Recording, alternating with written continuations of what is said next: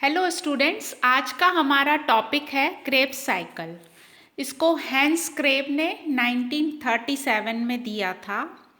Respiration का ये अगला स्टेप है। पहले क्लास में हमने पढ़ा था ग्लाइकोलिसिस, जो होता है साइटोप्लाज्म में या साइटोसोल में, और रिएक्शंस सिमिलर होती हैं एनाएरोबिक एंड एरोबिक रेस्पिरेशन में।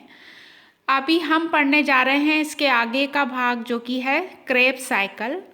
क्रेब्स साइकिल को सिट्रिक एसिड साइकिल भी कहते हैं, क्योंकि जो पहला प्रोडक्ट बनता है इंटरमीडिएट फर्स्ट स्टेबल कंपाउंड, वो बनता है साइट्रेट, इसलिए इसको सिट्रिक एसिड साइकिल भी कहते हैं। इसको TCA से भी जाना जाता है, मतलब ट्राई कार्बोक्सिलिक एसिड साइकिल, क्योंकि इसमें जो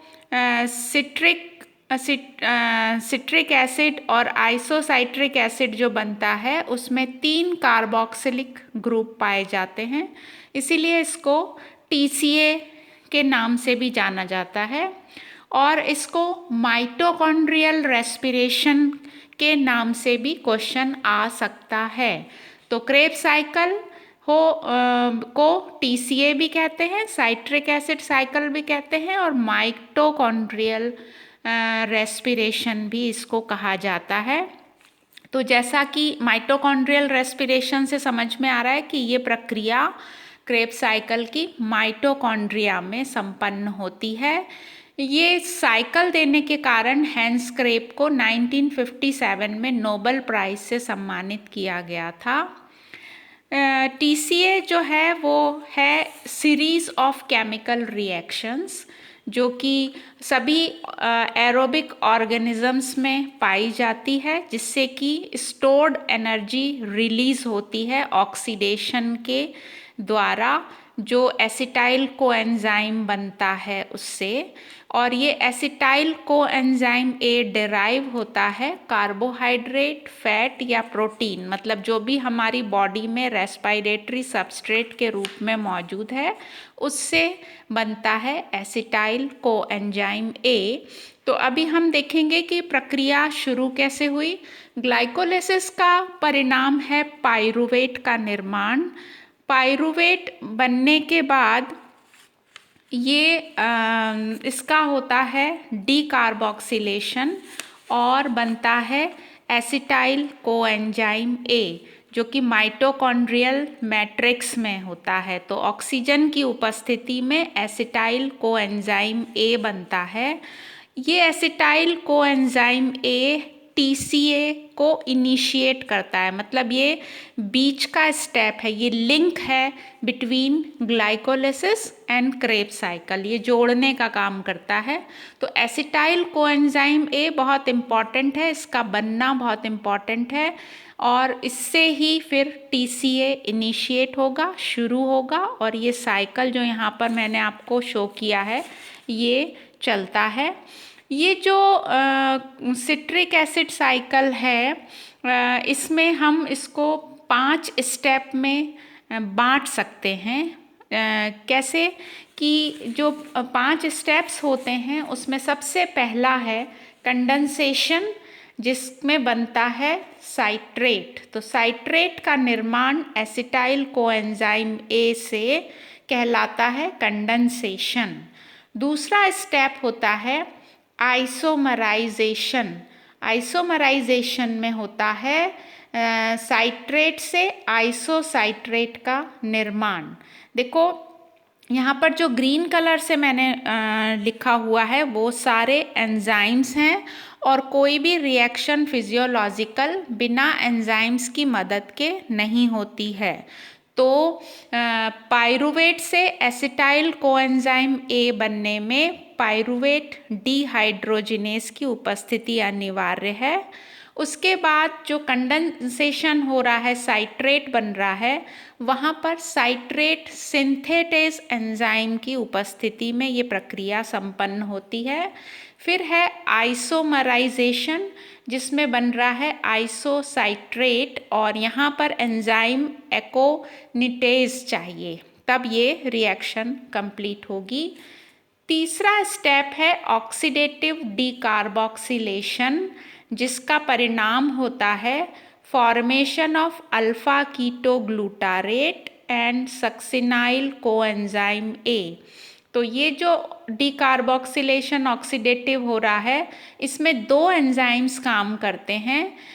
आइसोसाइट्रेट से अल्फा कीटोग्लूटारेट बनता है, तो आइसोसाइट्रेट डिहाइड्रोजिनेज की उपस्थिति, और अल्फा कीटोग्लूटारेट से सक्सिनाइल कोएंजाइम ए बनाने के लिए एंजाइम चाहिए अल्फा कीटोग्लूटारेट डिहाइड्रोजिनेज।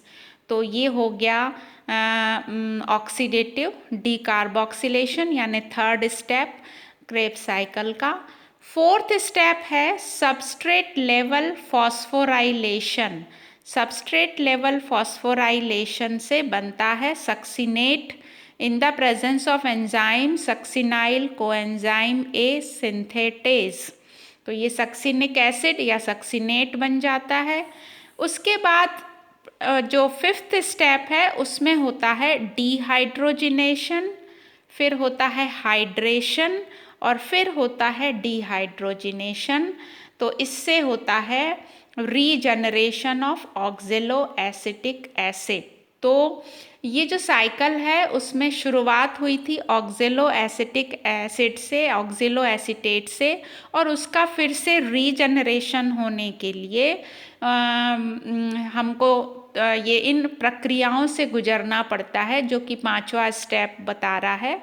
तो डिहाइड्रोजिनेशन, हाइड्रेशन और डिहाइड्रोजिनेशन एक के बाद एक होते हैं, और सक्सिनेट से बनता है fumarate in the presence of enzyme succinic dehydrogenase, फिर बनता है malate in the presence of enzyme fumarase, और फिर वापस ऑक्जेलो एसीटेट बनता है जब एंजाइम वहाँ पर मौजूद हो, मैलेट डिहाइड्रोजिनेज। तो ये हैं क्रेब्स साइकिल के 5 स्टेप्स, जिससे कि माइटोकॉन्ड्रिया में कंप्लीट ऑक्सीडेशन हो जाता है पाइरूवेट का, और लास्ट में मिलता है कार्बन डाइऑक्साइड एंड पानी। तो क्रेब्स साइकिल में क्या होता है? क्रेब्स साइकिल शुरू होता है एसिटाइल कोएंजाइम ए के बनने से, और कंप्लीट होता है जब ऑक्सीडेशन पूरा हो जाता है तो हमको मिलता है कार्बन डाइऑक्साइड और पानी। तो ये जो क्रेब्स साइकिल है इसमें कितनी एनर्जी प्राप्त होती है, मतलब कुल मिलाकर श्वसन की प्रक्रिया, ये साइकिल देखने में इतना टफ लग रहा है, आपको अभी सीखना पड़ेगा, 2-3 बार बनाना पड़ेगा। कहाँ कहाँ पर कार्बन डाइऑक्साइड निकली है, कहाँ पानी निकला है, कहाँ पानी, आपको इसमें मैंने रेड पिंक कलर से दिखाने की कोशिश की है। तो अब ये जो NAD से NADH2 या FAD से FADH2 बन रहा है या ATP ही बन जा रहा है, उसको कहते हैं ATP यील्ड। तो कंप्लीट जो श्वसन के दौरान जो प्रक्रिया हुई 2 चरणों में, वैसे तो 3 चरण हो गए, एसिटाइल कोएंजाइम का बनना लिंक है, तो ग्लाइकोलिसिस के बाद एसिटाइल कोएंजाइम ए का बनना और फिर TCA साइकिल का चलना, इस पूरी प्रक्रिया में कितने ATP मॉलिक्यूल प्रोड्यूस किए जाते हैं एक ग्लूकोज के मॉलिक्यूल से, वो यहाँ पर मैंने नीचे आपको शो करने की कोशिश की है। ग्लाइकोलिसिस में 8 ATP मिलते हैं, उसको हम पहले समझ चुके हैं। उसके बाद पाइरूवेट से एसिटाइल कोएंजाइम ए जब बनता है तो उससे प्राप्त होते हैं 2 NADH2। फिर है एनर्जी कहाँ ये हमको गेन हो रही है, आइसोसाइट्रेट से अल्फा कीटोग्लूटारेट जब बन रहा है तब हमारे यहाँ पर साइकिल में शो हो रहा है 2 NADH2। उसके बाद नेक्स्ट स्टेप है अल्फा कीटोग्लूटारेट से सक्सिनाइल कोएंजाइम ए के बीच में, यहाँ पर भी हमें प्राप्त हो रहे हैं 2 NADH2। फिर सक्सिनाइल कोएंजाइम ए से सक्सिनेट बनने के दौरान सीधे ADP और इनऑर्गेनिक फॉस्फेट से ATP का फॉर्मेशन हो रहा है। फिर सक्सिनेट से फ्यूमरेट बनने के दौरान 2 मॉलिक्यूल FADH2 के बन रहे हैं, और फिर मैलेट से ऑक्जेलो एसीटेट के बीच में 2 NaDH2 प्राप्त होते हैं।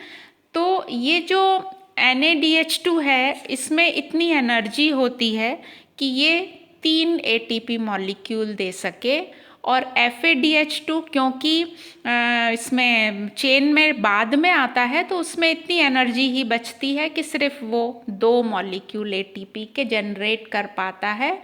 तो इस प्रकार अगर हम एनर्जी यील्ड पर ध्यान दें तो हमें रेस्पिरेशन के दौरान पूरी प्रोसेस कंप्लीट होने पर 38 ATP मॉलिक्यूल प्राप्त होते हैं। तो 38 ATP का मिलना इसको ओवरऑल रिएक्शन बुक में मिल जाएगी। उसके साथ आपको इसको क्रेब्स साइकिल को क्लोज करना है कि C6H12O6 ग्लूकोज का एक मॉलिक्यूल 6O2 ऑक्सीजन की प्रेजेंस में और 38 ADP और 38 इनऑर्गेनिक फॉस्फेट लेकर H3PO4 की प्रेजेंस में बनाता है 6 मॉलिक्यूल कार्बन डाइऑक्साइड के, 44 मॉलिक्यूल पानी बनता है, और हमको प्राप्त होते हैं 38 ATP।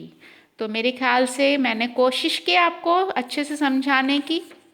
इसको अच्छे से तैयार कीजिए। साइकिल टफ जरूर है, लेकिन आप सोच के देखिए कि हम जब सांस लेते हैं उस दौरान कितने तेजी से ये साइकिल चलता होगा, कितने सारे इंटरमीडिएट कंपाउंड्स बनते हैं। हमको याद भी नहीं रहता है कि हम सांस ले रहे हैं, श्वसन कर रहे हैं, और उस दौरान इतने सारे oxaloacetate, citrate, isocitrate, alpha ketoglutarate, succinate, fumarate, malate, फटाफट विद इन सेकेंड्स। तो ये सब कौन करते हैं? ये सब करते हैं एंजाइम्स। तो एंजाइम्स के बिना फिजियोलॉजी की कल्पना करना भी बहुत मुश्किल है। इसको प्रैक्टिस करिए, और क्रेब्स साइकिल इम्पॉर्टेंट है। समझ में आया होगा, और कोई भी क्वेश्चन है तो पूछ सकते हैं। Thank you.